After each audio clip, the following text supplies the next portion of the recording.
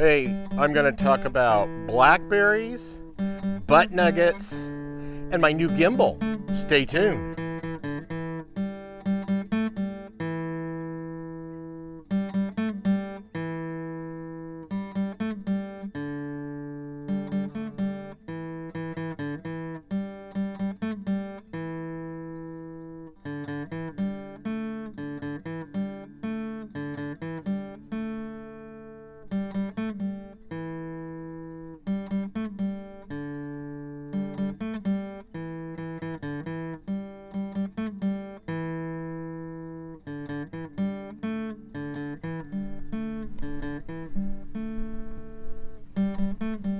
Hello, welcome back to Pine Meadows Hobby Farm. I'm your host, Jerry Hans, and I wanted to share with you guys my new gimbal I'll be featuring throughout the rest of my shows in specific shots.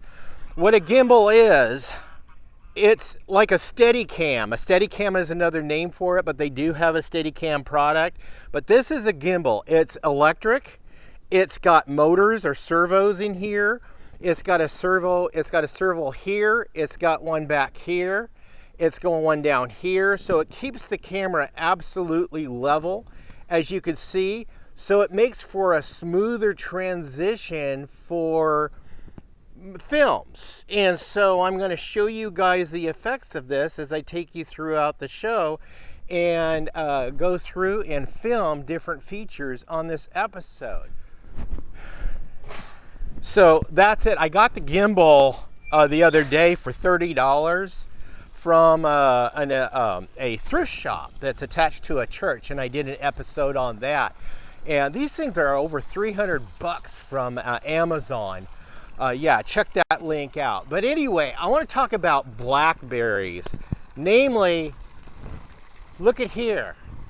You can see in this video the evidence I had blackberries taking over my site right here, and this is my chicken run. So this is what it looked like before I put cut the blackberries back and also put the fencing up.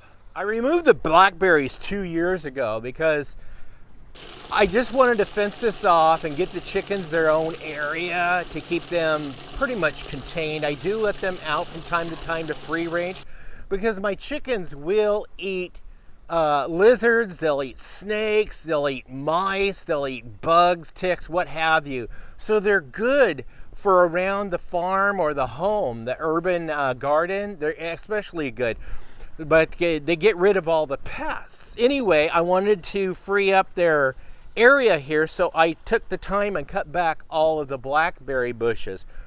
How did I do that?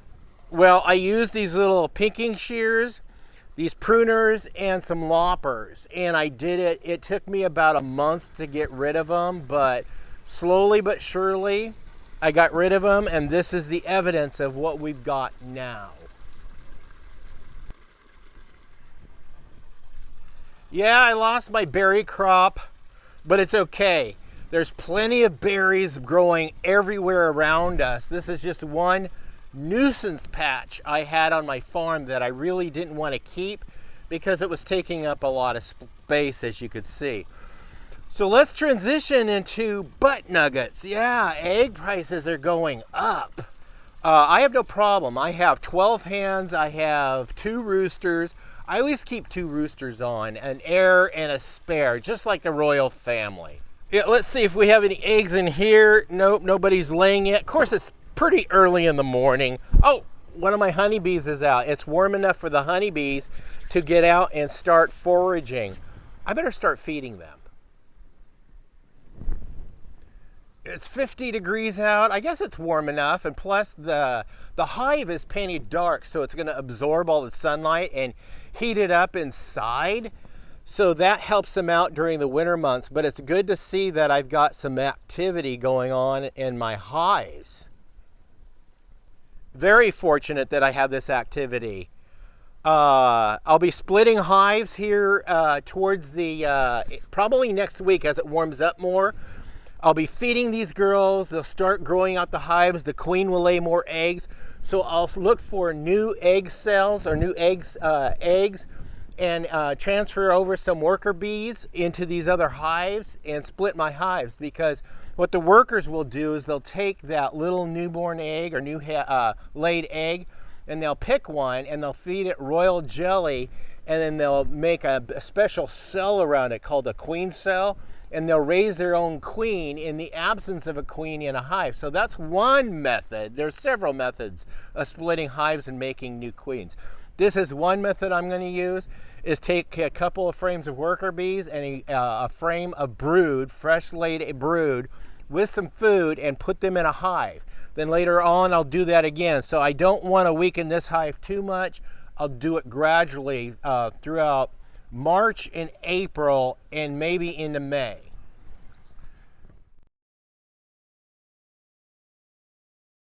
So I brought my camera in here and checked it out, and there was nobody in there, but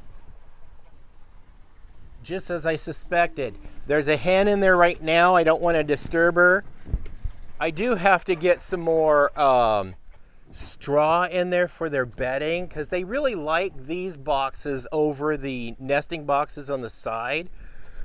Because I have so many hens, I wanted to provide more nesting area. But these are simple nesting boxes. They're just inverted tubs with the lids on them. I screwed the lids on so they don't come off, and I cut a hole in the end so they can access it, and just really simple, nonsensical nesting box. I mean, these girls will lay eggs just about anywhere. You know, last night when I put the chickens to bed, I closed the chicken coop door every night and get them locked away, because I want to protect my livestock from predators. We do live in the wilderness.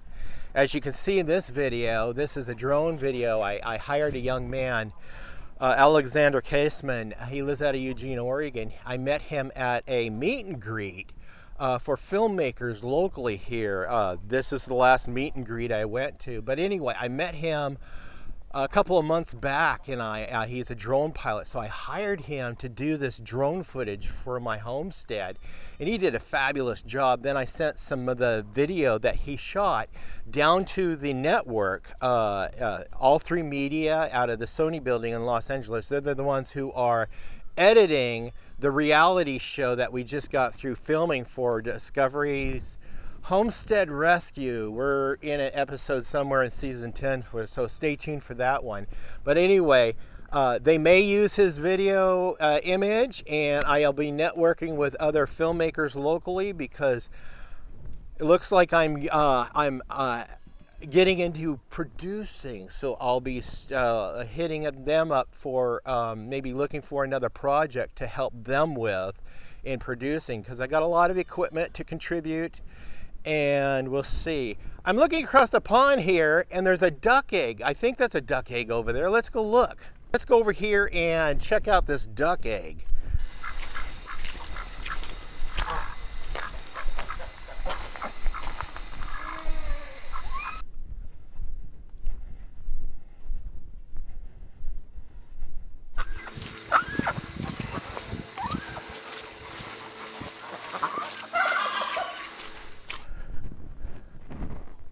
Yep, man, it looks like they've eaten all this grass area down around here. I've never seen them do this, so this cues me in that they don't have enough green to eat. So I got to start bringing in some grass hay for my waterfowl, because the geese do like to graze more than they do they spend in the pool. But the ducks spend all their time in the pool. But anyway, this is a duck egg. I'll go ahead and set this duck egg aside. I have a incubator set up in the greenhouse like I did in the past. I have 3 incubators, one for duck and goose eggs, one for turkey eggs, and another for chicken eggs. So my ducks, I have not had a lot of success with ducks hatching eggs. Let's go check the duck nests up back and see if they have any eggs in there. Oh, look at, they're catching the sun. Got my goats in a row.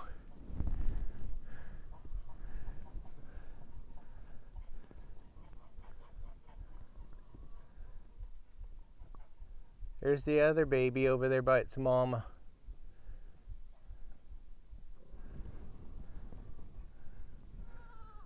And here's my other doe, the other mama. They're well fed, well taken care of. They got shelter. They get out of the wind, the cold. Look how healthy they are. Yes. They know their mama. Anyway, let's check the duck nests.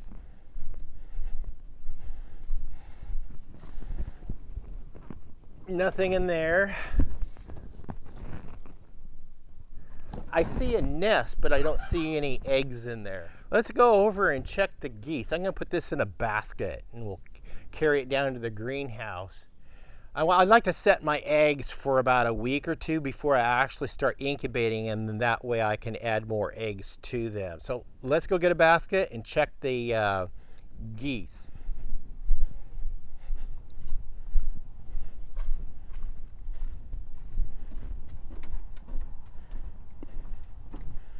I actually brought my basket out this morning to collect chicken eggs. Here it is. So let's go check these igloos. Oh, let's go check the turkeys, see if they're laying eggs yet.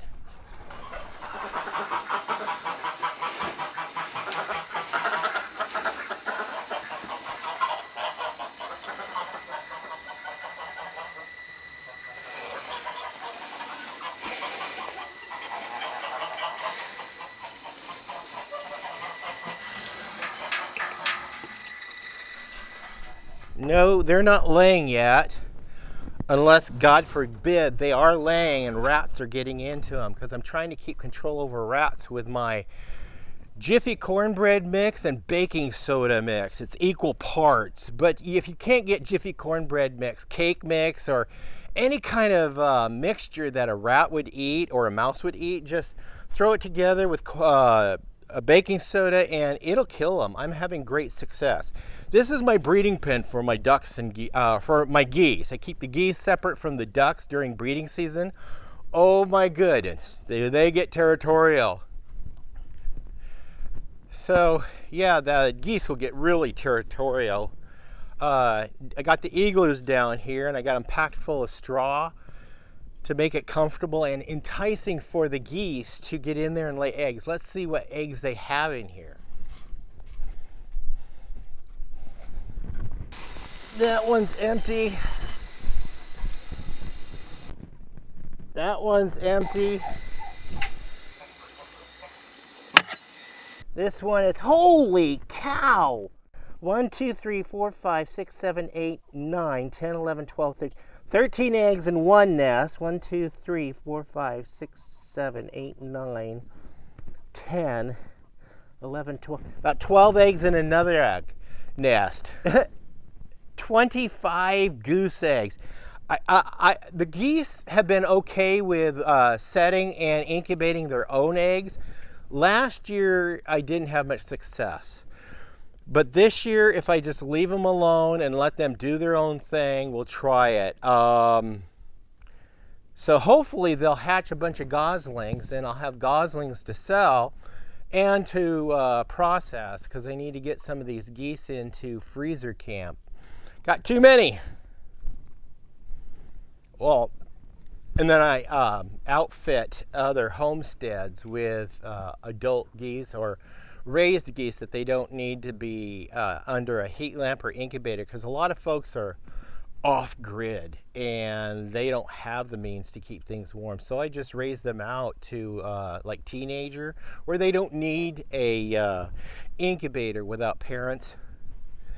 I sell them that way, and I don't sell them for very much. This is the heritage breed of goose. This is the American buff goose. They almost went extinct, so I got them. I decided to raise them along with my heritage turkey, the American, or the Naragansette turkey. Yeah, they almost went extinct too, because they're not a big breed. People are after big.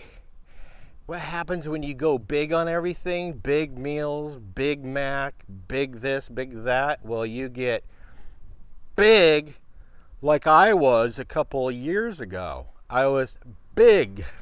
So this farmer fleeced the fluff. It's also daylight savings time. Don't forget to set your clocks forward an hour. It's spring forward, fall back. So we're springing forward. With that said, on Valentine's Day, back in February, I bred my rabbits. I gave them a little bit of romance. Yeah, let's go to the bunny bungalow. I chose to breed my rabbits on Valentine's Day because on Valentine's Day you count out so many days to put the nesting box in, because you want the nesting box in probably a week before they kindle. And I love that sound. You guys can't hear it, but it's my honeybees. They're looking for food. Anyway, the timing is breed a rabbit on Valentine's Day, put the nesting box in on daylight savings time, a key calendar event, and then on St. Patrick's Day, which is Friday, they're due to kindle, which is exactly the days counted out from Valentine's Day. And then the babies will be weaned on Easter Sunday, and they're ready to sell. And baby bunnies, there's a huge market for baby bunnies, so your timing is impeccable. If you're trying to raise money for offsetting your feed costs for your rabbits, yeah, that's the time to do it. And then on Labor Day, they'll be old enough to start procreating themselves. So that's my plan for doing this. So let's get the nesting boxes in the rabbit cages and see what's going on. I gotta set my basket down out there. Okay, one's starting to pull hair already, so let's get the boxes in. Yeah. So there's my one doe. Boxes in. There's my other doe.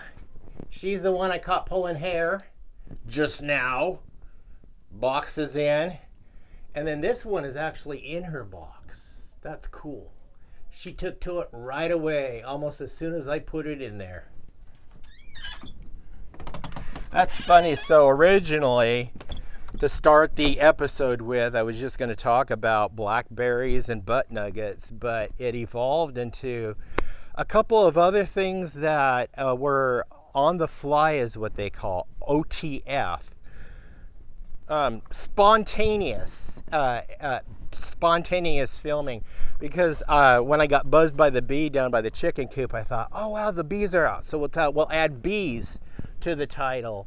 And then of course today's daylight savings time, and during the filming I realized, wait, I got to put those nesting boxes in, so we added bunnies. So we're gonna do my little gimbal, blackberries, butt nuggets, bees, and bunnies. And that's what the title of the show will be. Well, I'm your host, Jerry Hansen. Oh, the snow's melting, the sun's out. It looks like spring is right at the threshold. Finally, I'm ready for it. Please stay tuned to more videos. You could do that by subscribing and clicking that bell icon that alerts you to new videos as I upload them. And please click that share button. Sharing my videos on your social media platforms helps us out. Leave a comment. Remember, be safe, always be kind. We'll see you guys in the next adventure. Bye-bye now.